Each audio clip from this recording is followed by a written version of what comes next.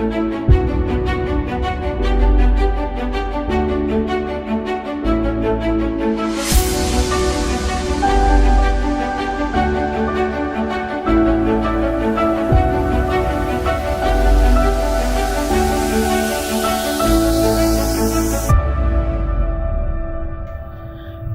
பரிசுத்த நாமத்திற்கு மகிமை உண்டாவதாக.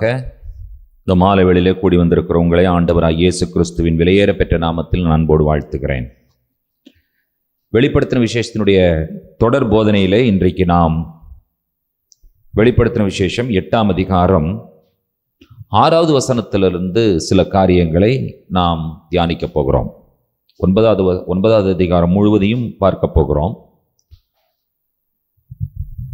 முதல்ல நாம் பார்த்தோம் 7 முத்திரைகள் என்று சொல்லி பார்த்தோம்.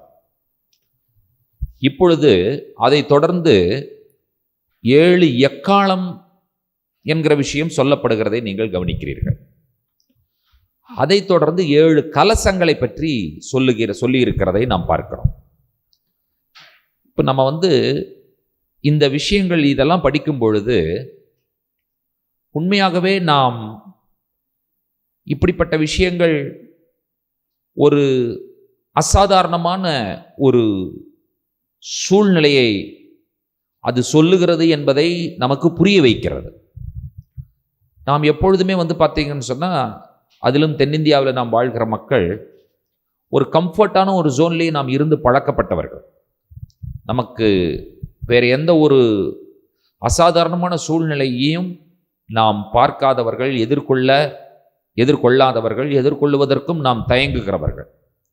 ஆனால் கிறிஸ்தவ உலகம் என்று சொல்லும் பொழுது நாம் வாழ்கிற இந்த ஒரு பட்டணத்தினுடைய சூழ்நிலையிலேயோ இல்லாவிட்டால் இந்த தென்னிந்தியாவில் இருக்கிற இந்த சூழ்நிலையிலேயோ மட்டுமே இல்லை. மக்களை நீங்கள் போய் பார்ப்பீர்கள் என்று சொன்னால் ஆங்காங்கே தங்களுடைய விசுவாசத்தை காத்துக்கொள்வதற்காக வைராக்கியமாக போராட வேண்டிய சூழ்நிலையிலே மக்கள் இருக்கிறார்கள் என்பதை நாம் அறிந்திருக்க வேண்டும். சில செய்திகளை நாம் கேள்விப்படுகிறோம், ஆனால் அவைகள் நடக்கும் பொழுது அது எதிர்கொள்வது ரொம்ப கடினம் என்பதை நாம் பல வேளைகளிலே அறிய முடிவதில்லை. காரணம் என்னவென்று சொன்னால், we do not have any experiences. அதுதான் காரணம். வெளிப்படுத்தின விசேஷம் என்று சொல்லும் பொழுது நான் ஏற்கனவே சொல்லியிருக்கிறேன், யோவான் அரசியல் கைதியாக பத்மு என்கிற தீவிலே அவர் விலங்கிடப்பட்டு அவர் சிறையில் இருக்கிறார். அப்பொழுது கடைசியில் நடக்க வேண்டிய சம்பவங்களை ஆண்டவர் யோவானுக்கு வெளிப்படுத்தி அதை சபைகளுக்கு எழுத சொல்லி ஆண்டவர் சொல்லிக் கொடுக்கிற விஷயங்களைத்தான் நாம் பார்த்தோம். அந்த வகையிலே சபைகளுக்கு என்ன சொன்னார் என்கிற காரியங்களை எல்லாம் நாம் தியானித்து முடித்துவிட்டு, வானம் திறந்திருக்கிறதையும் சிங்காசனத்தில் ஒருவர் வீற்றிருக்கிறதையும் கண்டேன். அவருடைய கையிலே ஒரு சுருள் இருக்கிறது, 7 முத்திரைகளால் முத்திரிக்கப்பட்டிருக்கிறது. அதை திறப்பதற்கு ஒரே ஒருவருக்கு மட்டும் அதிகாரம் உண்டு, அவர் ஆட்டுக்குட்டியானவர் என்று சொல்லி அதை ஒவ்வொரு முத்திரையாக உடைக்கும் பொழுது என்ன நடந்தது என்பதை நாம் தியானித்தோம். நீங்கள் அதோடு சம்பந்தப்பட்ட 7 எக்காலங்களை நீங்கள் தியானிக்கும் பொழுது சிமிலரா நீங்க பார்த்தீங்கன்னு சொன்னா அதே போலதான் இருக்கும். 7 முத்திரைகள் என்று சொல்லும் பொழுது 6வது முத்திரைக்கும் 7வது முத்திரைக்கும் இடையிலே ஒரு பெரிய இடைவெளி இருந்ததை பார்த்தோம். அந்த இடைவெளியிலே 7வது முத்திரை ஒரு மிகப்பெரிய அமைதி காத்தது. அந்த 7வது முத்திரை எதிலே உள்ளடக்கப்பட்டிருக்கிறது என்று சொன்னால், 7 எக்காலங்களை உள்ளடக்கப்பட்டு அந்த 7 முத்திரை காணப்படுகிறது. அப்போ 7வது முத்திரையோடு நீங்கள் 6 எக்காலங்களை சேர்த்து படிக்கும் பொழுது அது நம்பர் 7 என்கிறதான கணக்கிலே வருகிறது. அதோடு நீங்கள் இணைக்க வேண்டும் என்பது இங்கே நமக்கு கொடுக்கப்பட்ட விஷயத்தை வைத்து நாம் புரிந்து கொள்ளுகிற ஒரு விஷயம். அதே போல 7 எக்காலங்களை நீங்கள் படிக்கும் பொழுது 6 எக்காலங்கள் வரை 6ஆம் தூதன் எக்காலம் ஊதும் வரை தொடர்ச்சியாக வரும். வெளிப்படுத்தின விசேஷம் 8ஆம் அதிகாரம் 6வது வசனத்தை வாசிக்க கேட்கலாம். அப்பொழுது 7 எக்காலங்களையுடைய 7 தூதர்கள் எக்காலம் ஊதுகிறதற்கு தங்களை ஆயத்தம் படுத்தினார்கள். 7 எக்காலங்களை உடைய 7 தூதர்கள் எக்காலம் ஊதுகிறதற்கு தங்களை ஆயத்தப்படுத்தினார்கள் என்று சொல்லிவிட்டு 7, 8, 10, 12 வசனங்களிலே நீங்கள் பார்த்தீர்கள் என்று சொன்னால் 1ஆம் தூதன், 2ஆம் தூதன், 3ஆம் தூதன், 4ஆம் தூதன் என்கிறதான காரியங்கள் சொல்லப்பட்டிருக்கிறது. 9ஆம் அதிகாரம் 1வது வசனத்தில் 5ஆம் தூதன் எக்காலம் ஊதுவதை நீங்கள் பார்க்கலாம். அதே 9ஆம் அதிகாரம் 13வது வசனத்திலே 6ஆம் தூதன் எக்காலம் ஊதினான் என்பதை நீங்கள் வாசிக்கலாம். 7ஆம் தூதன் எங்கே எக்காலம் ஊதினான் என்று சொல்லி நீங்கள் தேடி பார்ப்பீர்கள் என்று சொன்னால் 13ஆம் வசனத்திற்கு பிறகு அந்த 9ஆம் அதிகாரத்தில் எங்கேயுமே நீங்கள் கண்டுபிடிக்க முடியாது. அதற்கப்புறம் 10ஆம் அதிகாரத்தில் எங்கே ஊதுகிறான் என்கிற விஷயத்தை நீங்கள் படித்தால் 10ஆம் அதிகாரத்திலையும் 7ஆம் தூதன் எக்காலம் ஊதுவதை நீங்கள் கண்டுபிடிக்க முடியாது. 11ஆம் அதிகாரத்தில் நீங்கள் படிக்கும் பொழுது 15ஆம் வசனத்தில் தான் நீங்கள் யாரை கண்டுபிடிக்க முடியும் என்று சொன்னால் 7ஆம் தூதன் எக்காலம் ஊதுவதை நீங்கள் கண்டுபிடிக்க முடியும். ஆகினால இது நமக்கு எதை புரிய வைக்கிறது என்று சொன்னால் 6 முடிந்ததற்கு பிறகு 7 என்கிறதான அந்த எண் வரும் பொழுது முத்திரையாகட்டும், எக்காலமாகட்டும் அல்லது கலசங்களாகட்டும் ஒரு பெரிய இடைவெளி இருக்கிறது என்பதை நமக்கு புரிய வைக்கிறது. இந்த 3 சம்பவங்களும், அதாவது ஃபர்ஸ்ட் நீங்கள் முத்திரையை பார்த்தீர்கள். 1ஆம் முத்திரை உடைத்தான், என்ன நடந்தது? 2ஆம் முத்திரை உடைத்தான், என்ன நடந்தது? இவைகள்லாம் இயற்கை ஒரு பெரிய அசம்பாவிதத்தை ஏற்படுத்துகிறது என்பதை நமக்கு முத்திரைகள் புரிய வைத்தது. நீங்கள் எக்காலத்தை நீங்கள் பார்க்கும் பொழுது அதோடு இணைத்து சொல்லப்படுகிற விஷயம்தான் இன்னும் இந்த விஷயங்கள் ரொம்ப கொடுமையாக நடைபெறுவதாக இந்த விஷயங்கள் நமக்கு உணர்த்துகிறது. வெளிப்படுத்தின விசேஷத்தில் ஒவ்வொரு விஷயங்களும், அதாவது ஒவ்வொரு அடையாளங்களையும் நாம் வியாக்கியானப்படுத்துவதற்கு நாம் முயற்சி செய்வது என்னை பொறுத்த வரைக்கும் அது சரியான விஷயம் கிடையாது. அகடமிக்காக நம்ம இதில் போகிறதுக்கு முடியாது. அவர் ஒரு சில விஷயங்களை தரிசனத்தில் வெளிப்படுவதை பார்க்கும் பொழுது அவருடைய வார்த்தைகளினாலே, சொந்த வார்த்தைகளினாலே அவர் என்ன செய்கிறார் என்று சொன்னால் அதை விளக்குவதற்கு அவர் முயற்சி எடுக்கிறார். ஆகினால யோவானுடைய அந்த விளக்குகிற அந்த முயற்சியிலே நானும் நீங்களும் அவரோடு இணைந்து கொண்டு அதை நாம் புரிந்து கொள்ள வேண்டுமே ஒழிய இதற்கு வேறொரு வகையிலே நாம் அர்த்தம் கற்பிக்க முயற்சி செய்வது வெளிப்படுத்தின விசேஷத்தையே அதனுடைய விளக்கங்களையும் அதனுடைய வியாக்கியானங்களையும் அது எழுதப்பட்ட நோக்கத்தையும் முற்றிலும் குலைத்துவிடும். ஆகினால முதலாவது இந்த எக்காலம் என்று சொல்லும் பொழுது 7 எக்காலத்தை நீங்கள் பார்க்கிறீர்கள். 7 தூதன், 7 தூதனும் ஒவ்வொரு தூதனும் ஒவ்வொரு எக்காலம் ஊதுகிறான். இது என்ன என்று சொல்லி கேட்பீர்கள் என்று சொன்னால் பூமியில் ஆண்டவர் அனுப்ப போகிற நியாய தீர்ப்பு என்பதை நாம் அறிந்திருக்கிறோம்.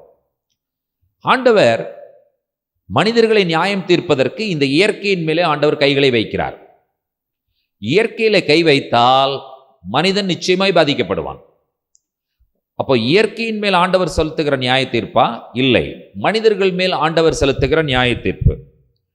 1ஆம் தூதன் எக்காலம் ஊதுகிறான். என்ன சம்பவிக்கிறது? 7ஆம் வசனத்தை வாசிக்க கேட்கலாம். 1ஆம் தூதன் எக்காலம் ஊதினான். அப்பொழுது இரத்தம் கலந்த கல் மழையும் அக்கினியும் உண்டாகி பூமியிலே கொட்டப்பட்டது. அதனால் மரங்களில் 1/3 பங்கு வெந்து போயிற்று, பசும் புல்லெல்லாம் எரிந்து போயிற்று. இப்ப ஃபர்ஸ்ட் என்னன்னு கேட்டீங்கன்னு சொன்னா மனிதனோடு மிகவும் நெருக்கமாக சம்பந்தப்பட்ட தாவரங்கள், மரங்கள், இவைகளின் மேலே அக்கினி கொட்டப்படுகிறது, இவைகளின் மேலே நியாய தீர்ப்பு வருகிறது.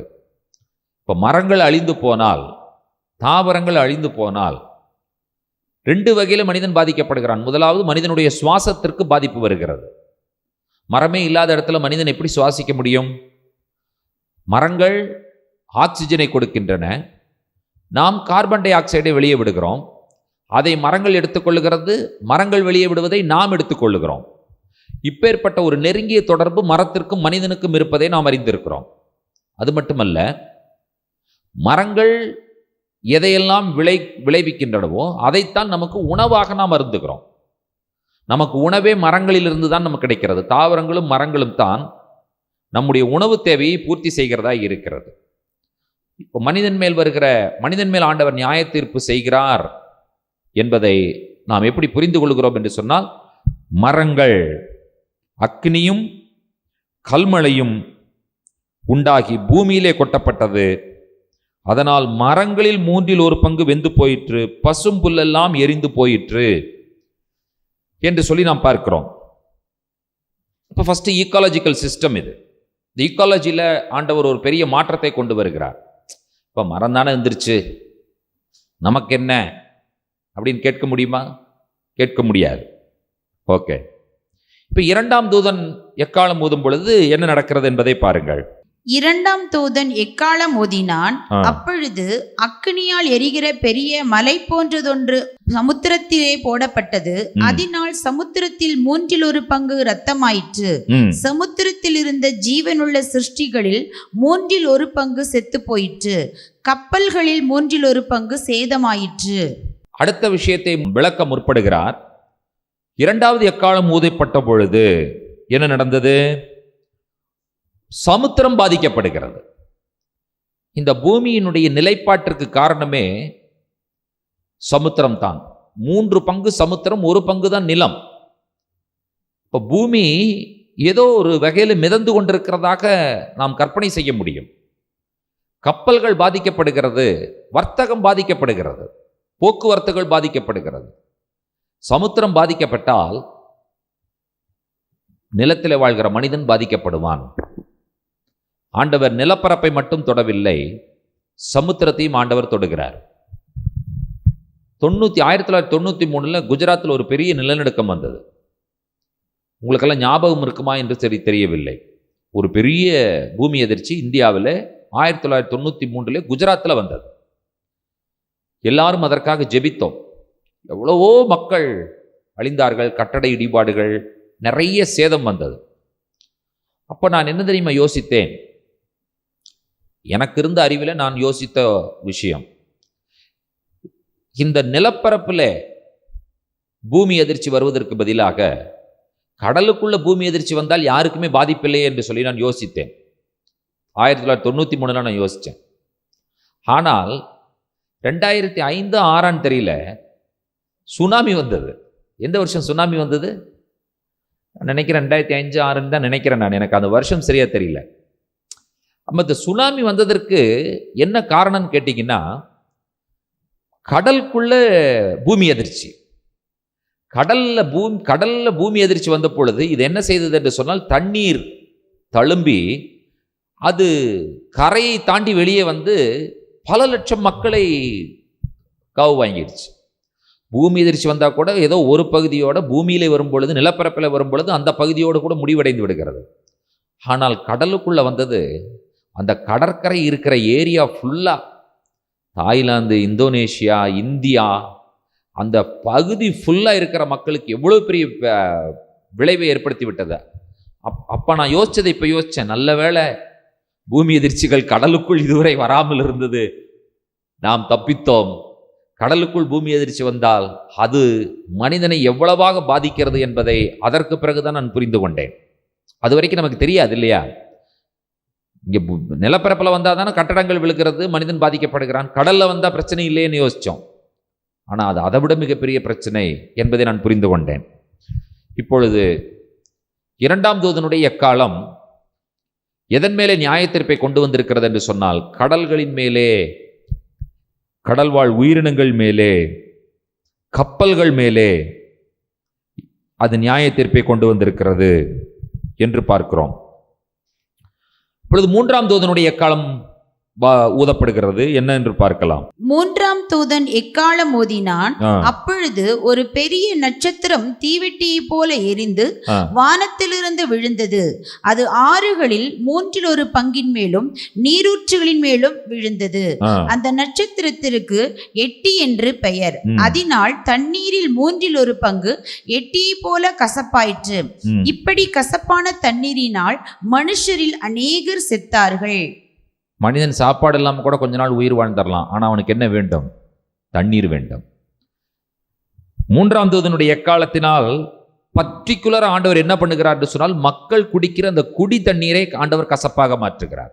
எட்டி என்று பெயர். எட்டினா கசப்பு. அந்த நட்சத்திரத்திற்கு பெயரே எட்டி, கசப்பு என்று சொல்லி பெயர். இப்போ எல்லாவற்றிலும் பார்த்தீங்கன்னு சொன்னால் மூன்றில் ஒரு பங்கு என்கிற ஒரு விஷயத்தை நீங்கள் பார்க்கலாம். அப்படின்னா ஆண்டவர் ஏதோ ஒரு கூட்ட மக்களை ஸ்பேர் பண்ணுறாருங்கிறது தான் அதில் நமக்கு இப்போ தெரிகிறது. a group of people, remnant people, ஆண்டவர் என்ன செய்கிறார்?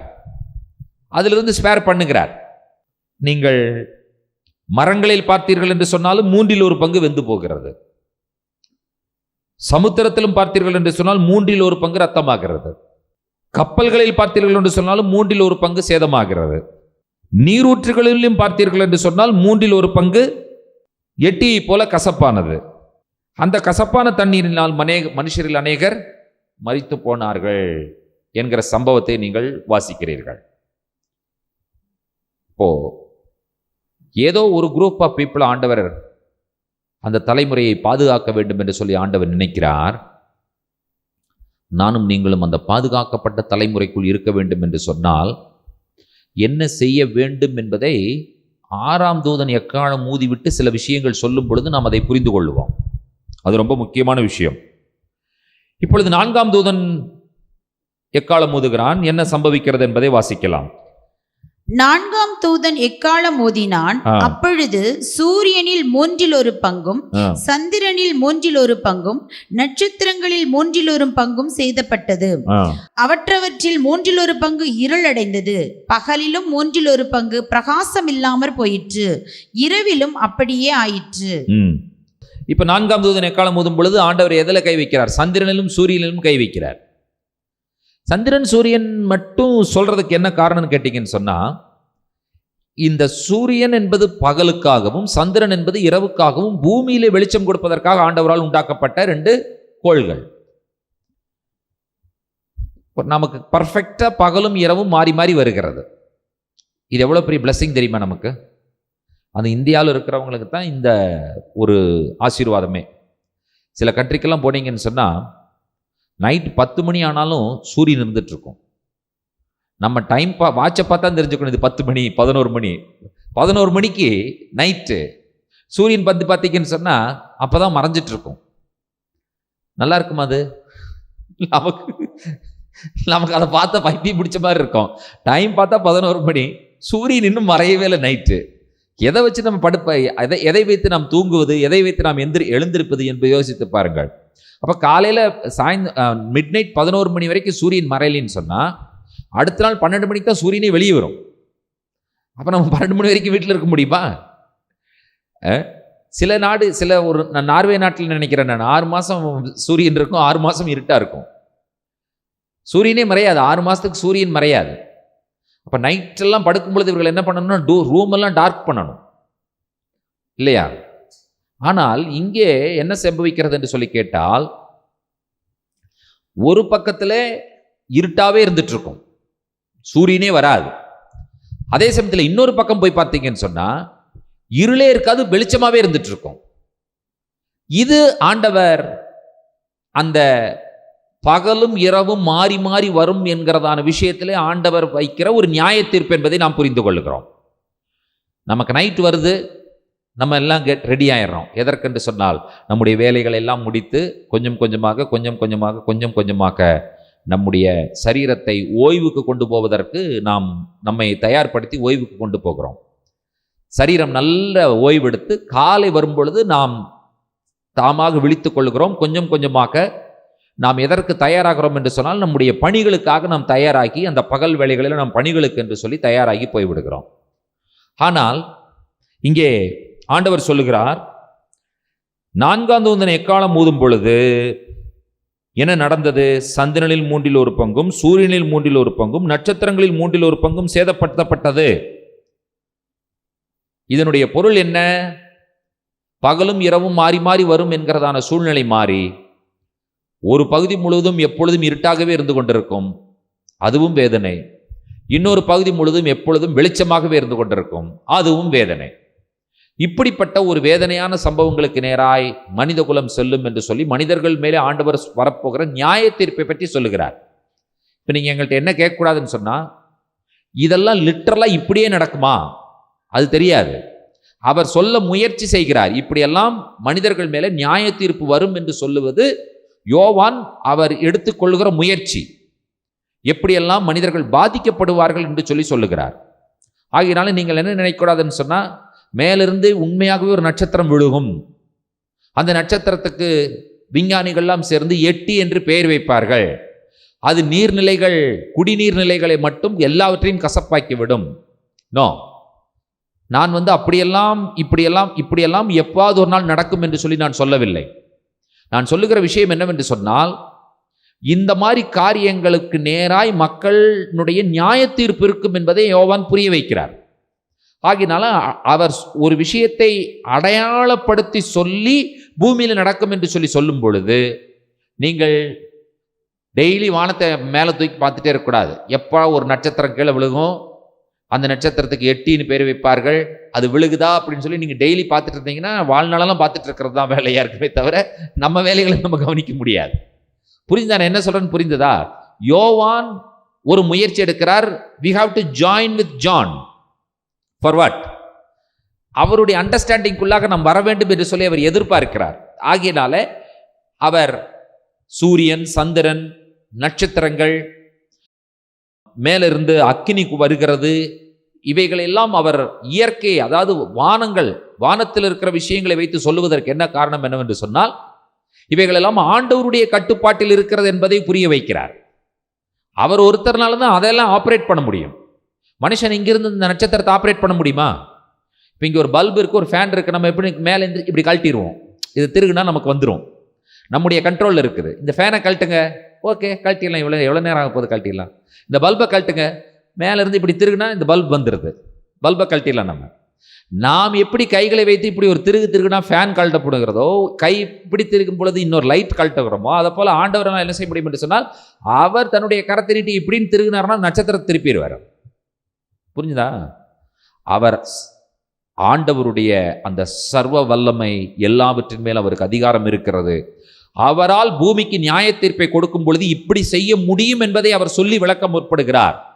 ஆகினாலே நாம் என்ன புரிந்து கொள்ளக்கூடாது என்று சொன்னால், வானத்திலிருந்து ஒரு பெரிய நட்சத்திரம் தீவெட்டியை போல எரிந்து விழுகிறது, எட்டியை போல அது கசக்கிறது.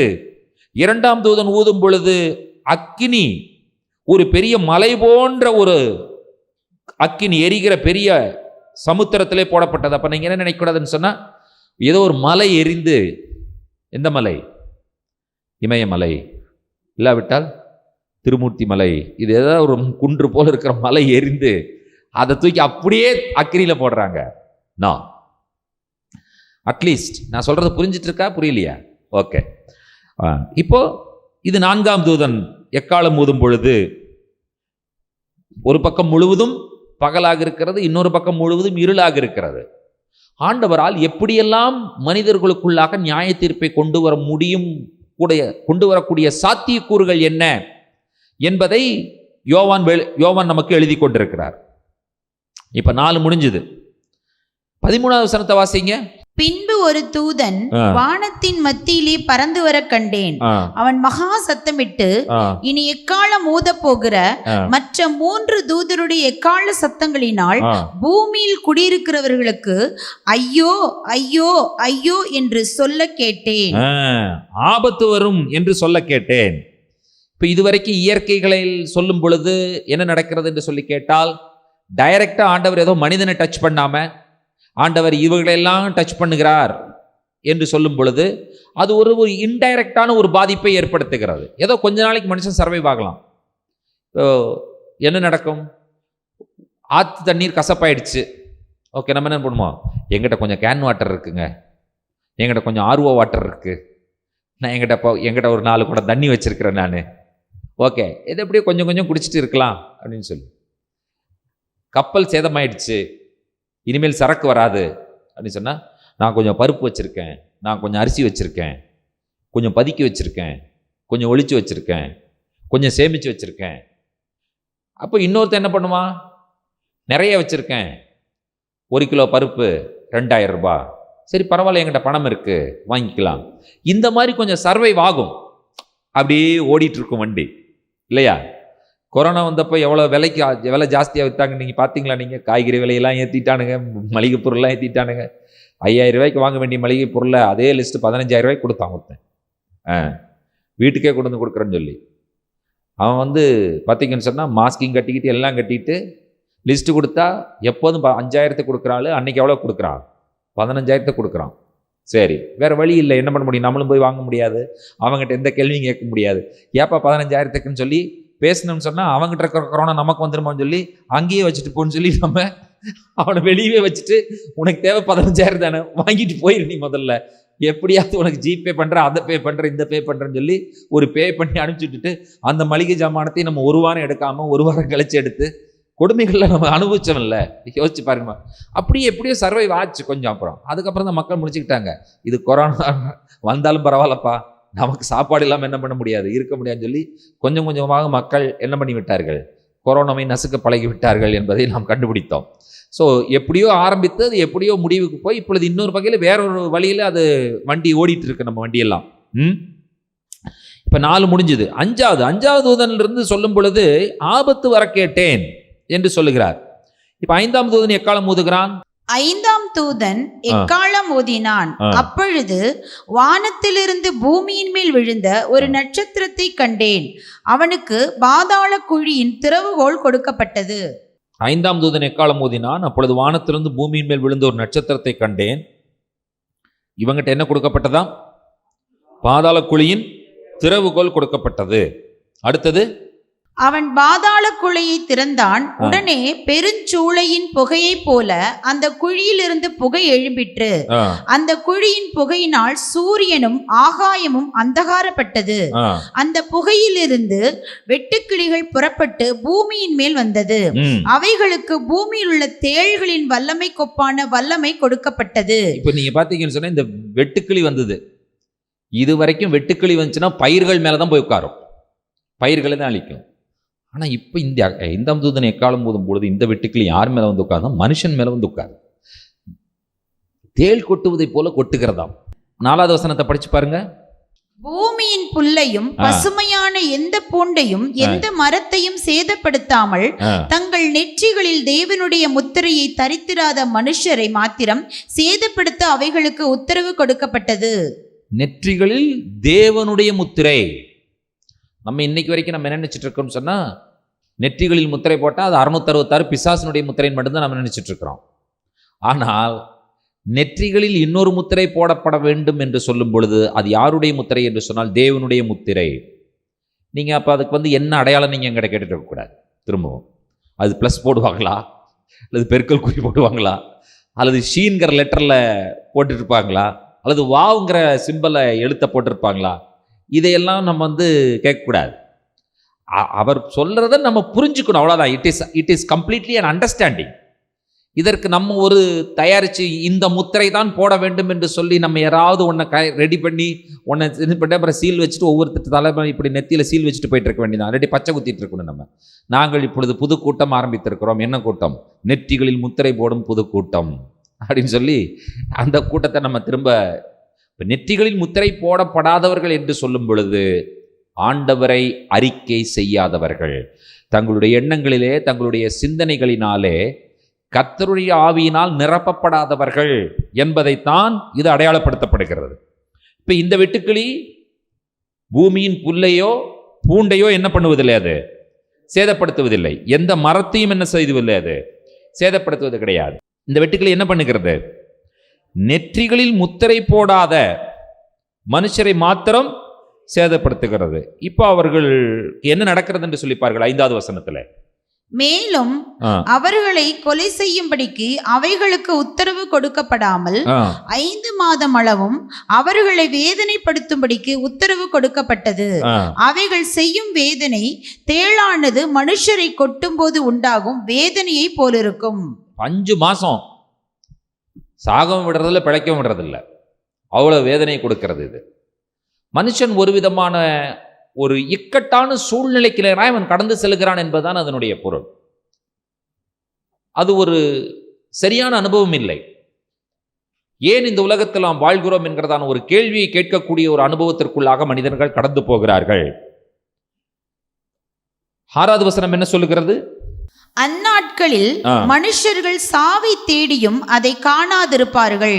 சாக வேண்டும் என்று ஆசைப்படுவார்கள், சாவோ அவர்களுக்கு விலகி ஓடிப்போம். மரணமே இவங்களை கண்டு பயந்து ஓடிடுமா, வேண்டாம்ப்பா இவனா நமக்கு வேண்டாம் அப்படின்னு சொல்லி. இப்போ இது ஒரு சூழ்நிலை. இதை குறிக்கிறது மனிதர்கள் கடந்து போகக்கூடியதான ஒரு அசாதாரணமான சூழ்நிலை இது குறிக்கிறதா இருக்கிறது. அது வாழ்றதா பார்த்தீங்கன்னு சொன்னால் அது ஒரு வேதனையானதாகவும் இருக்கும், அதை தாங்கக்கூடியது போலவும் இருக்கும், தாங்கக்கூடாது போலவும் அது காணப்படும்.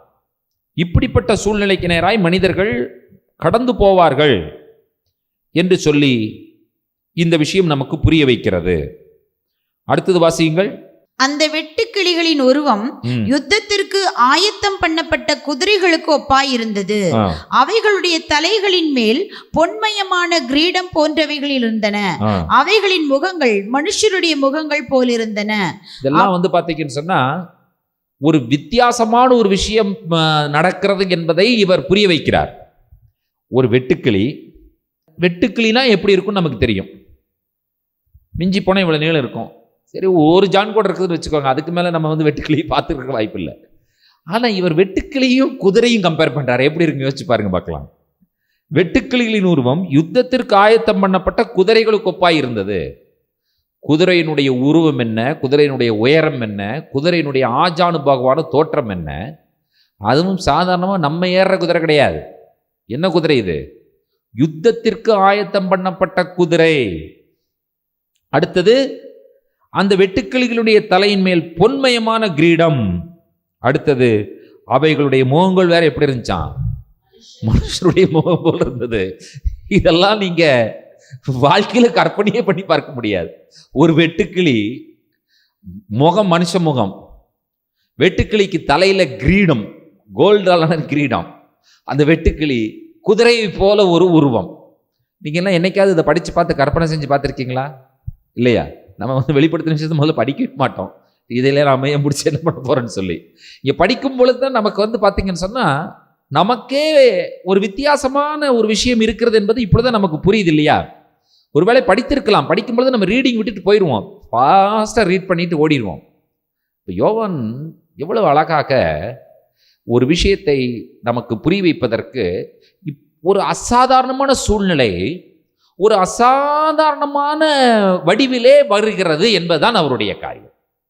அது ஒரு அந்த வடிவமே, அது வருகிற விஷயமே ஒரு அசாதாரணமான நிலை, சூழ்நிலை அதைவிட அசாதாரணமானது. அடுத்தது சொல்லப்பட்டிருக்கிறது, அவைகளுடைய கூந்தல் ஸ்திரீகளுடைய கூந்தல் போல் இருந்தது. அவைகளின் பற்கள் சிங்கங்களின் பற்கள் போல் இருந்தன. இன்னும் விட மாதிரி இல்லை இவரு. இந்த வெட்டுக்கிளிய இல்ல இருக்கு இதுவரை இருக்கிறத பாருங்க நீங்க. ஃபர்ஸ்ட் தலை மனுஷன் முகம் போல, அதுக்கப்புறம் முடிவே இருக்கான்.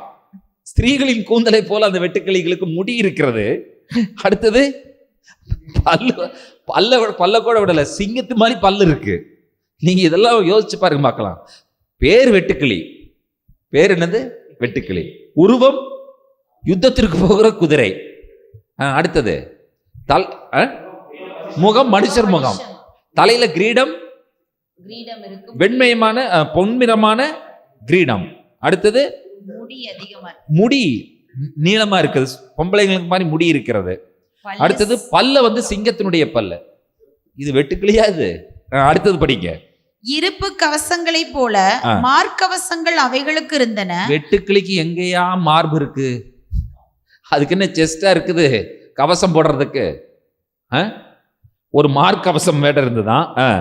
அவைகளுடைய சிறகுகளின் இறைச்சல் யுத்தத்திற்கு ஓடுகிற அநேக குதிரைகள் போன்ற ரதங்களின் இறைச்சலுக்கு ஒப்பாய் இருந்தன. போச்சுரா, அதுக்கு சிறகுகள் இருக்கான். வெட்டுக்கிளிக்கு சிறகு எப்படி இருக்கும்? சும்மா சின்னதா ஒரு பேப்பர் மாதிரி இருக்கும். பேப்பர் மாதிரி இல்லை, அந்த ஈக்கு மாதிரி இருக்குல்ல, அதை விட சிறுசா இருக்கும் இல்லையா? அந்த டிரான்ஸ்பரண்டா பேப்பர் மாதிரி இல்லையா, சன்னமா இருக்கும். அதுதான் வெட்டுக்கிளி இறகு.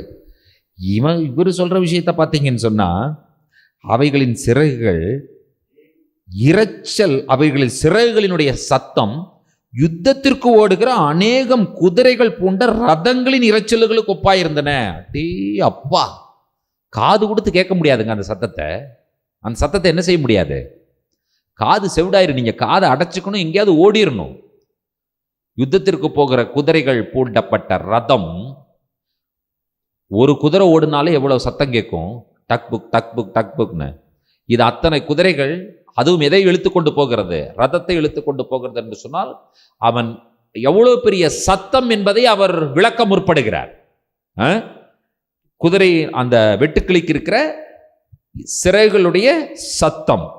அடுத்தது, அவைகள் தேள்களின் வாள்களுக்கு ஒப்பான வாள்களையும் அந்த வாள்களில் கொடுக்குகளையும் உடையவைகளாய் இருந்தன.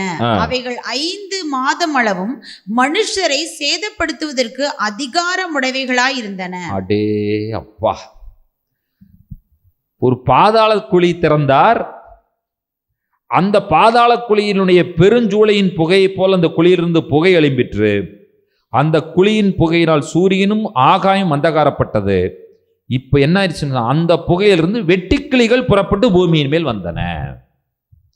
இப்ப இந்த வெட்டுக்கிளி சொல்றாரு, புல்லையோ பூண்டையோ மரத்தையோ அது சேதப்படுத்துவதற்கு அனுமதிக்கப்படவில்லை. ஆனா இந்த வெட்டுக்கிளி புல்லு பூண்டை போய் பார்க்காதுங்க. கண்டிப்பா இது மனுஷர் முகமும் இவ்வளவு முடியும் இருக்கிற வெட்டுக்கிளி போய் எங்க புல்ல பூண்டை பார்க்க போகுது? அந்த வெட்டுக்கிளி மனிதர்களை சேதப்படுத்துவதற்காக, மனிதர்களை வேதனைப்படுத்துவதற்காக அனுப்பப்பட்ட வெட்டுக்கிளி. அவனுக்கு சாவும் வரல, ஒன்லி வேதனை மட்டும்தான். அப்போ ஒரு எவ்வளோ பெரிய ஒரு அசாதாரணமான வடிவத்திலே ஒரு அசாதாரணமான சூழ்நிலை மனிதர்களுக்கு வருகிறது என்பதை இவர் விளக்க முற்படுகிறார். இப்போ இந்த யோவான் விளக்க முற்பட்டதை நான் ஒரு சின்ன முயற்சி எடுத்து நான் விளக்க ட்ரை பண்றேன். இது நீங்கள் அவரவர்கள் புரிந்து கொள்வதில் தான் இது இருக்கிறதே தவிர, இது பாஸ்டர் இப்படிதான் விளக்கிறார் அப்படின்னு சொன்னீங்கன்னா அது முடியாது. யோவான் முயற்சி எடுத்திருக்கிறார், யோவான் முயற்சி எடுத்திருக்கிறார் என்று என்னால் சொல்லத்தான் முடியும். அதை நீங்க தான் என்ன பண்ணணும், புரிந்து கொள்ள வேண்டும். புரிஞ்சிருச்சா உங்களுக்கு? எனக்கு 10% புரிஞ்சுது, உங்களுக்கு எத்தனை % புரியுதுன்னு தெரியல. எனக்கு அதுக்கு மேல புரியலனா அவ்வளவுதான் புரியும் இல்லையா? நாம் அதை கற்பனை செய்து பார்க்க வேண்டும், உட்கார்ந்து யோசிக்கணும். ஓ, 5ஆம் தூதனுடைய எக்காலம் இப்படி இருந்ததா, அவன் அவன் அவன் ஊதுகிற எக்காலத்தில் இப்படிப்பட்ட சம்பவங்கள் நடைபெற்றதா என்று சொல்லி நீங்கள் புரிந்து கொள்ள வேண்டும். ஓகே, 13வது வசனத்தை வாசியுங்கள். 6ஆம் தூதன் எக்காளம் ஓதினான். அப்பொழுது தேவனுக்கு முன்பாக இருந்த பொற்பீடத்தின் 4 கொம்புகளிலும் இருந்து ஒரு சத்தம் தோன்றி எக்காலத்தை பிடித்திருந்த 6ஆம் தூதனை நோக்கி, ஐபிராத் என்னும் பெரிய நதி அண்டையிலே கட்டப்பட்டு இருக்கிற 4 தூதர்களையும் அவிழ்த்து விடு என்று சொல்ல கேட்டேன். அடுத்தது, அப்பொழுது மனுஷரில் 1/3 பங்கை கொல்லும்படிக்கு 1 மணி நேரத்திற்கும் 1 நாளுக்கும் 1 மாதத்திற்கும் 1 வருஷத்திற்கும் ஆயத்தமாக்கப்பட்டிருந்த அந்த 4 தூதர்களும் அவிழ்த்து விடப்பட்டார்கள். குதிரை சேனைகளாகிய இராணுவங்களின் தொகை 20 கோடியாய் இருந்தது. அவைகளின் தொகையை சொல்ல கேட்டேன். குதிரைகளையும் அவைகளின் மேல் ஏறி இருந்தவர்களையும் நான் தரிசனத்தில் கண்ட விதமாவது, அவர்கள் அக்கினி நிறமும் நீல நிறமும் கந்தக நிறமுமான மார்க்கவசங்களை உடையவர்களாய் இருந்தார்கள். குதிரைகளுடைய தலைகள் சிங்கங்களின் தலைகளைப் போல இருந்தன. அவைகளுடைய வாய்களிலிருந்து அக்கினியும் புகையும் கந்தகமும் புறப்பட்டன. அவைகளுடைய வாய்களில் இருந்து புறப்பட்ட அக்கினி, புகை, கந்தகம் என்னும் இம்மூன்றினாலும் மனுஷரில் 1/3 பங்கு கொல்லப்பட்டார்கள். அந்த குதிரைகளின் வல்லமை அவைகளுடைய வாயிலேயும் வாள்களிலேயும் இருக்கிறது. அவைகளுடைய வாள்கள் பாம்புகளுக்கு ஒப்பானவைகளாயும் தலைகள் உள்ளவைகளுமாய் இருக்கிறது. அவைகளாலே சேதப்படுகிறது. போதும். இப்போ நம்ம எது படிச்சிருக்கிறோம்? 6ஆம் தூதன் வரைக்கும் படிச்சிருக்கோம். முதல்ல பார்த்தீங்கன்னு சொன்னா, ஃபர்ஸ்ட் 4 தூதன் எக்காலம் ஊதும் பொழுது மனிதர்கள் நேரடியாக பாதிக்கப்படாமல் மறைமுகமாக இயற்கை, கடல், குடி தண்ணீர், அதற்கு பிறகு நட்சத்திரம், சூரியன், சந்திரன், நட்சத்திரங்கள் என்று சொல்லி அந்த விதமான ஒரு பாதிப்புகளை ஏற்படுத்தும் பொழுது மனிதன் என்ன பண்ணணும்னு சொல்லி கேட்டீங்கன்னா, சர்வைவ் ஆகிறதுக்கு மனிதன் முயற்சி செய்கிறான். எத்தனை எக்காலத்திற்கு? 4 எக்காலத்திற்கு. 5ஆம் எக்காலம் வரும் பொழுது என்ன நடக்கிறது? ஒரு அசாதாரணமான வடிவத்திலே அசாதாரணமான சம்பவங்கள், சூழ்நிலைகள் மனிதர்களுக்கு வருகிறது. ஆனால் மனிதர்கள் யாரும் கொல்லப்பட்டதாக இல்லை. இவர்களே எனக்கு இந்த மாதிரி ஒரு சூழ்நிலை வேண்டாம், மரிக்கலாம் என்று சொல்லும் பொழுதும் ஆண்டவர் அவர்களை அந்த சூழ்நிலைக்கு வழியாக கொண்டுதான் போகிறார். ஆனால் ஒன்றும் இல்லை. 6ஆம் தூதன் எக்காலம் ஊதுகிற அந்த விஷயத்தில் வந்து பார்த்தீர்கள் என்று சொன்னால், நீங்கள் 14வது வசனத்திலிருந்து நீங்கள் தான் படித்து புரிஞ்சுக்கணும். என்ன படித்து புரிஞ்சுக்கணும்? மனுஷரில் 1/3 கொல்லப்படுவதற்கு ஆயத்தமாக்கப்பட்டது. குதிரைகளின் இராணுவங்களின் சேனை 20 கோடி. குதிரைகளில் ஏறி இருந்தவர்கள் அக்னி நிறம், நீல நிறம், கந்தக நிறம். கந்தக நிறம்னா ஒரு நிறம் எப்படின்னே தெரியல எனக்கு, சல்ஃபர் இல்லையா? குதிரைகளுடைய தலை சிங்கங்களின் தலை. இதெல்லாம் சொல்லப்பட்டு என்ன சொல்லப்பட்டிருக்கிறது என்று சொன்னால், மனுஷரில் 1/3 கொல்லப்பட்டார்கள். சரி, இவைகளில் எல்லாம் நியாய தீர்ப்பை நாம் கண்டுபிடித்தோம். நியாய தீர்ப்பை பார்த்தோம்ல. இந்த விஷயத்தில் தேவனுடைய இரக்கம் என்று ஒன்று இருக்கிறது. அதை யாருனால கண்டுபிடிக்க முடியும்? எது தேவனுடைய இரக்கம் நினைக்கிறீங்க நீங்க? எக்காலம் என்பது தேவனுடைய இரக்கம். எக்காலம் என்பது தேவனுடைய இரக்கம். அறிவிப்பு, வெரி குட். ஒரு விஷயம் வருகிறது என்று சொல்லி அறிவிப்பது இரக்கம் தானே, இல்லையா? நீங்க வந்து யுத்தம் நடக்கும் பொழுது ஒரு சைரன் ஊதுவாங்க. அது எதை குறிக்கிறது என்று சொன்னால், ஏதோ நடக்கப் போகிறது, பாதுகாப்பான இடத்திற்கு போய்க்கொள். அந்த சத்தம் எதை குறிக்கிறது என்று சொன்னால், நம்மேலே இறக்கப்படுகிறதுனால வருகிற சத்தம். அந்த சத்தம், அந்த சத்தமே கொடுக்காமல் இருந்தால் நம்ம பாதிக்கப்படுவோம்ல. தேவனுடைய நியாய தீர்ப்பை பார்க்கிற முடிகிற கண்களினால் தேவனுடைய இரக்கத்தையும் பார்ப்பதற்கு நம்மால் முடிய வேண்டும். ஒவ்வொரு தூதனுடைய கையில் இருக்கும் எக்காலம் தேவன் நம்மேல இரக்கமாய் இருக்கிறார் என்பதை வெளிப்படுத்துகிறது. ஆகினால அந்த 1ஆம் தூதன் எக்காலம் ஊதுகிறான் என்று சொல்லும் பொழுது நாம் என்ன புரிந்து கொள்ள வேண்டும் என்று சொன்னால், நான் காப்பாற்றப்பட வேண்டும் என்று சொல்லி நாம் மனம் திரும்ப வேண்டியது அவசியம். சத்தம் கேட்டால் என்ன செய்ய வேண்டும்? நம்மை ஆயத்தப்படுத்திக் கொள்ள வேண்டும். நாம் என்னென்ன தவறுகளை செய்கிறோமோ தவறுகளிலிருந்து நாம் வெளியே வர வேண்டும். தவறுகளிலிருந்து நாம் விடுதலையாக வேண்டும், விடுபட வேண்டும். 2ஆம் தூதன் 2வது எக்காலம் வருது. ஓகே, இப்பவும் ஆண்டவர் நம்மை பாதுகாத்திருக்கிறார். சத்தம் கேட்கிற அந்த பாக்கியமே நாம் பாதுகாக்கப்பட்டதினால் கேட்ட பாக்கியம். ஆமாவா இல்லையா? தேவனுடைய நியாய தீர்ப்பை பார்க்கிறோம். நம்ம பயமா இருந்துச்சு நமக்கு இதுவரைக்கும் படிக்கும் பொழுது. என்னடா ஒரு வெட்டுக்கிளிக்கு இவ்வளவு விளக்கம் கொடுக்குறாங்களேன்னு யோசிச்சோம். நம்ம ஒரு நட்சத்திரம் மேலிருந்து கீழே விழுகிறது, எட்டி குடிக்கிற தண்ணியெல்லாம் கசப்பா மாத்துதுன்னு நம்ம பயந்தோம். பயப்படுகிற நமக்கு ஒரு அற்புதமான ஒரு செய்தி என்னவென்று சொன்னால், எக்காலம் என்பது, எக்காலம் தேவனுடைய இரக்கத்தை நமக்கு ஞாபகப்படுத்துகிறது. தேவனுடைய இரக்கத்தை நமக்கு அது சொல்லுகிறது. பிரியமான தேவனுடைய பிள்ளைகளே, கர்த்தர் படுகிற வேதனை என்ன? ஆண்டவருடைய மனக்குமுறல் என்ன என்று கேட்டால், 20வது வசனத்தையும் 21வது வசனத்தையும் வாசிக்க கேட்கலாம். அப்படி இருந்தும், இதுதாங்க அந்த இதிலே அப்படி இருந்தும் ஸ்டார்டிங் எப்படி ஸ்டார்ட் பண்றாரு பாருங்க. அப்படி இருந்தும், எப்படி இருந்தும்? மரம் செடி கொடிகள் மேல கை வைச்சோம், அடுத்தது கடல் மேல கை வைத்து, அடுத்தது குடி தண்ணீர் மேல கை வைத்து, சூரிய சந்திரன் மேல கை வைத்து, வெட்டுக்கிளிகளின் மூலமாக அவனை வேதனைப்படுத்துகிற அந்த விஷயத்தை செய்து, அப்படி இருந்தும் கடைசியில் 1/3 கொல்லப்பட்டார்கள். அப்படி இருந்தும் அடுத்தது என்ன சொல்லப்பட்டிருக்கிறது? அந்த வாதைகளால் கொல்லப்படாத மற்ற மனுஷர்கள் பேய்களையும் பொன் வெள்ளி செம்பு கல் மரம் என்பவைகளால் செய்யப்பட்டவைகளாயும் காணவும் கேட்கவும் நடக்கவும் மாட்டாதவைகளுமாய் இருக்கிற விக்கிரகங்களையும் வணங்காதபடிக்கு தங்கள் கைகளின் கிரியைகளை விட்டு மனம் திரும்பவும் இல்லை. இதுதாங்க பிரச்சனையே. என்ன நீங்க சொல்லி பாருங்க, மனம் திரும்ப மாட்டாங்க மக்கள். இதுதான் நீங்க வேதனை. கொரோனா வந்துருச்சு, எல்லாரும் மனம் திரும்பிடுவாங்க. இருக்க மக்களுடைய மனம் கடினம்தாச்சு. ஆமாவா இல்லையா? யார் மனம் திரும்பினா?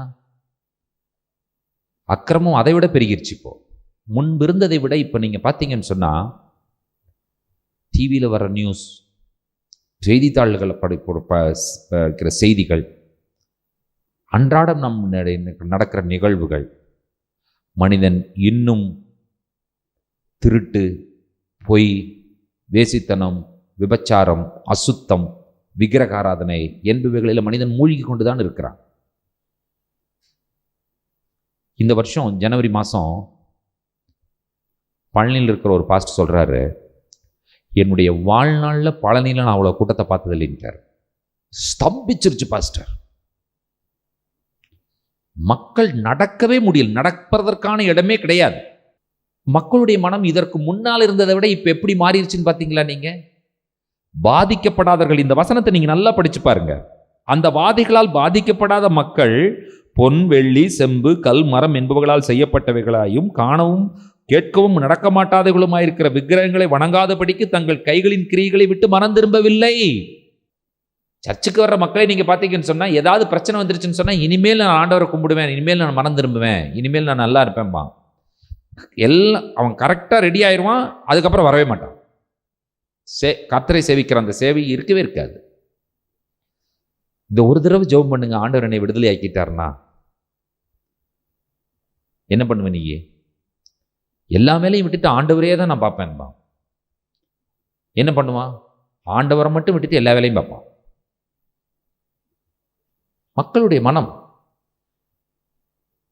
மக்களுடைய மனநிலையை தெளிவாக படம் பிடித்து யோவான் எழுதுகிறார். இது யோவான் எழுதவில்லை, கர்த்தர் சொல்லுகிற விஷயத்தை யோவான் எழுதுகிறார்.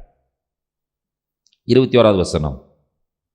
தங்கள் கொலை பாதகங்களையும் தங்கள் சூனியங்களையும் தங்கள் வேசித்தனங்களையும் தங்கள் களவுகளையும் விட்டு மனம் திரும்பவும் இல்லை. விக்கிரகங்களை விட்டு மனம் திரும்பவும் இல்லை, விக்கிரகாராதனையும் விடவில்லை, பாவத்தையும் விடவில்லை, மனம் திரும்பவும் இல்லை. சூழ்நிலை எவ்வளவு நம்ம ஒவ்வொன்றையும் சொல்ல சொல்ல சொல்ல நம்மால் கற்பனையே செய்ய முடியாத அளவுக்கு இருந்தது இல்லை? ஒவ்வொரு எக்காலத்தையும் தூதன் ஊதும் பொழுது யோசிச்சு பாருங்க. நம்ம இந்த இதெல்லாம் கற்பனை பண்ணி பார்க்க முடியுமா? மரம், செடி, கொடி, தாவரங்கள் மேலே விழுகிற அக்கினி, கடல் மேலே விழுகிற மலை எரிந்து இந்த மலை போன்ற அக்கினி கடல் மேலே விழுந்து கடல் பாதிக்கப்படுவது, கடல் ரத்தமாக மாறுவது, கப்பல்களில் 1/3 பங்கு சேதப்படுவது, எட்டியை போல ஒரு நட்சத்திரம் கீழே விழுந்து குடிக்கிற தண்ணீர் முழுவதையும் கசப்பாக மாற்றுகிற அனுபவம். ஒரு புறம் இருளே ஆவதில்லை, இன்னொரு புறம் சூரியன் உதிப்பதே கிடையாது. ஒரு புறம் வெளிச்சம், ஒரு புறம் எப்பொழுதுமே இருள். அடுத்தது பார்த்தீங்கன்னு சொன்னா ஒரு வெட்டுக்கிளி. அது கொட்டுது, மனுஷனுக்கு வேதனை தான் இருக்கே தவிர அவன் சாவதில்லை. அடுத்தது இன்னொருதோ குதிரையை சொல்றாரு. அந்த குதிரை எப்படிப்பட்ட குதிரைனே கண்டுபிடிக்க முடியல நமக்கு. வெட்டுக்கிளியாவது நம்மளால் விளக்க முடிந்தது. 6ஆம் தூதன் எக்காலம் ஊதினதுக்கு பிறகு வருகிற விஷயம் பார்த்தீங்கன்னு சொன்னா அவரவர்கள் படித்து புரிந்து கொள்ள வேண்டியதானே தவிர நமக்கு அதெல்லாம் விளக்கவே முடியாது. அதில் மனிதர்களில் 3 பங்கு கொல்லப்படுகிறார்கள். கர்த்தர் ஆரம்பிக்கிறார் பாருங்க கடைசியில், அப்படி இருந்தும் இதனால் பாதிக்கப்படாதவர்கள் விக்கிரகங்களையும் விடவில்லை, பாவத்தையும் விடவில்லை. இன்றைக்கு நமக்கு வருகிற எச்சரிப்பு என்ன? நாம் காப்பாற்றப்பட்டோம் என்று நினைக்கிறோமா? கர்த்தர் நம்மை பார்த்து ஒரே ஒரு கேள்வி கேட்கிறார், மனம் திரும்பி இருக்கிறாயா என்கிற கேள்வியை கேட்கிறார். எதையெல்லாம் நாம் விடாமல் இருக்கிறோமோ அதை விட வேண்டும். எதையெல்லாம் கர்த்தர் வெறுக்கிறாரோ அதை நாம் வெறுக்க வேண்டும். எதெல்லாம் கர்த்தருக்கு பிரியமில்லாத இருக்கிறதோ அது நமக்கும் பிரியமில்லாதா இருக்க வேண்டும். இதை ஆண்டவர் நம்மிடத்தில் எதிர்பார்க்கிறார். இது ஆண்டவருடைய எதிர்பார்ப்பாக இருக்கிறது. நீங்கள் யோசித்து பாருங்கள், கர்த்தருடைய அந்த வேதனை எப்படி இருக்கிறது என்று சொல்லி பாருங்கள். கைகளின் கிரியைகளை விட்டு மனம் திரும்பவில்லை, அவர்கள் செய்கிற பாவங்களை விட்டு மனம் திரும்பவும் இல்லை. இப்படி வேதனைப்படுத்துகிற ஜனங்கள் நாம் வேண்டாம். ஒப்புக் கொடுப்போமா நம்முடைய வாழ்க்கை ஆண்டவருடைய சமூகத்தில்? வேதனைகளை பார்க்க, நியாய தீர்ப்பை பார்க்க முடிந்த கண்களால் கர்த்தருடைய இரக்கத்தை பார்க்க நாம் தவறிவிட்டோமே. கர்த்தருடைய இரக்கம் அவர் கையில் இருக்கும் எக்காலம். நமக்கு தொனியை கொடுத்து அந்த சத்தத்தை கொடுக்கிறார். அது தேவனுடைய இரக்கமாய் இருக்கிறது. எக்கால சத்தம் உங்களால் கேட்க முடிகிறது என்று சொன்னால் தேவன் என்மேல் இரக்கமாய் இருக்கிறார் என்பதை அறிக்கை செய்ய வேண்டிய மக்களாய் நீங்களும் நானும் இருக்கிறோம். தேவன் நம்மேல் இரக்கமுள்ளவர் தான். அவர் இரக்கமுள்ள தேவன். அவர் இரக்கமுள்ள தேவன். நீங்களும் நானும் தப்புவிக்கப்பட்டிருக்கிறோம். கர்த்தர் ஒரே ஒரு விஷயத்தை நம்மள்ட்ட இருந்து டிமாண்ட் பண்ணுகிறார். விக்கிரகங்களை விட்டுவிடு. நீ செய்கிற மறைமுக ரகசியமான எந்த பாவமாயிருந்தாலும் அதையும் விட்டுவிடு. கர்த்தர் நம்ம மேல் இரக்கமாயிருந்து நம்மை ஆசீர்வதித்து நித்திய ஜீவனுக்கென்று சுதந்தரிப்பதற்கு கர்த்தர் நம்மை தகுதி உள்ளவர்களாய் மாற்றி இருக்கிறார். பிரியமானவர்களே, ஹல்லேலூயா, ஹல்லேலூயா, ஹல்லேலூயா, ஹல்லேலூயா, ஹல்லேலூயா, ஹல்லேலூயா, ஹல்லேலூயா, ஹல்லேலூயா, ஹல்லேலூயா. எங்களையே அர்ப்பணிக்கிறோம், எங்களையே ஒப்பு கொடுக்கிறோம், எங்களையே தாழ்த்துகிறோம். ஆண்டவரே, எங்களை வெறுமையாக்குகிறோம். அப்படி இருந்தும் விக்கிரகங்களை விட்டு மனம் திரும்பவில்லை. அப்படி இருந்தும் பாவங்களை விட்டு மனம் திரும்பவும் இல்லை என்கிற இந்த வார்த்தை எங்களை ஆழமாய் எங்களை நோக்கி குத்தி இருக்கிறது ராஜா. ஆம், எங்களுடைய இருதய கடினம் இன்னும் இருந்து கொண்டுதான் இருக்கிறது. எங்களுடைய கடினமான இருதயத்தை கர்த்தர் உடைப்பீராக ராஜா. நாங்கள் ஒரு தீர்மானம் எடுத்தால் அந்த தீர்மானத்தில் உறுதியோடு நிலைத்திருக்க ஆண்டவர் எங்களுக்கு உதவி செய்தருள்வீராக. எங்களை ஒப்புக் கொடுக்கிறோம், எங்களை ஒப்புக் கொடுக்கிறோம், எங்களை ஒப்புக் கொடுக்கிறோம், எங்களை தாழ்த்துகிறோம், எங்களை தாழ்த்துகிறோம். தப்புவிக்கப்பட்டோம் என்பதற்காக நாங்கள் பரிசுத்தவான்கள் என்கிறதான அந்த காரியம் எங்களிடத்தில் இருக்கும் என்று சொன்னால் அதை அறிக்கை செய்கிறோம். தேவனுடைய இரக்கம், தேவனுடைய இரக்கம், தேவனுடைய இரக்கம். உம்முடைய இரக்கத்திற்காய் நாங்கள் உமக்கு நன்றிகளை சொல்லுகிறோம். அப்படி இருந்தும் மனம் திரும்பவில்லை என்கிறதான வார்த்தை ஆண்டவர் உங்களை பார்த்தும் என்னை பார்த்து மட்டும் சொல்லிவிடக்கூடாது. இல்லை ஆண்டவரே, நான் உம்முடைய பிள்ளை, உம்முடைய விருப்பம் நிறைவேற்றக்கூடிய மகன் மகள். நான் நீர் உம்முடைய சித்தம் மட்டுமே நான் செய்கிறேன் ராஜா. நீர் விரும்பாத காரியத்தை என்னுடைய வாழ்க்கையிலிருந்து எடுத்து போடுவதற்கு நான் இன்றைக்கே ஆயத்தமாய் இருக்கிறேன். இன்றைக்கே என்னை ஒப்புக் கொடுக்கிறேன். என்னை சுத்திகரித்தருளும், என்னை விடுதலையாக்கும், என்னை உமக்கேற்ற பாத்திரமாக உருவாக்கிக் கொள்ளும். கிருபையுள்ள பிதாவே, இந்த நல்ல மாலை பொழுதிலே தேவனுடைய வாக்கியங்களை நாங்கள் ஆராய்ந்து பார்க்க உதவி செய்திருக்கிறதற்காக நாங்கள் நன்றி சொல்லுகிறோம். தேவனுடைய சித்தம் எங்களுடைய வாழ்க்கையில் வெளிப்பட்டிருக்கிறதற்காக நாங்கள் நன்றி சொல்லுகிறோம். ஒரு அசாதாரணமான சூழ்நிலை நிலவி கொண்டிருக்கிற காலகட்டங்களிலே எங்களை நீர் பாதுகாப்பாய் நடத்தி இருக்கிறீர். ஆனால் பாதுகாப்பாய் எங்களை நடத்தின நீர் உம்முடைய இரக்கத்தை எங்களுக்கு வெளிப்படுத்தின உண்மை நாங்கள் வேதனைப்படுத்தாதபடிக்கு நாங்கள் மனம் திரும்ப எங்களுக்கு உதவி செய்திருக்கிறோம். வசனத்தை எங்களுக்கு ஆசீர்வதித்து கொடுத்தபடியால் நன்றி. துதி கனமை உமக்கு எடுக்கிறோம். இயேசு கிறிஸ்துவின் நாமத்தில் பிதாவே, ஆமென். நம்முடைய கர்த்தராகிய இயேசு கிறிஸ்துவின் கிருபையும் பிதாவாகிய தேவனுடைய அன்பும் பரிசுத்த தேவாவியானவருடைய அந்யோன்ய ஐக்கியமும் சிநேகமும் நம் அனைவரோடு கூட கர்த்தருடைய வருகை பரியந்தம் நீடித்து நிலைத்திருப்பதாக. ஆமென். என் ஆத்துமாவே கர்த்தரை ஸ்தோத்திரி, என் முழு என்னுடைய பரிசுத்த நாமத்தை ஸ்தோத்திரி. என் ஆத்துமாவே கர்த்தரை ஸ்தோத்திரி, கர்த்தர் செய்த சகல உபகாரங்களை மறவாதே. ஆமென், ஆமென், ஆமென். Praise the Lord. Hallelujah. Glory to God. Thank you. Praise the Lord.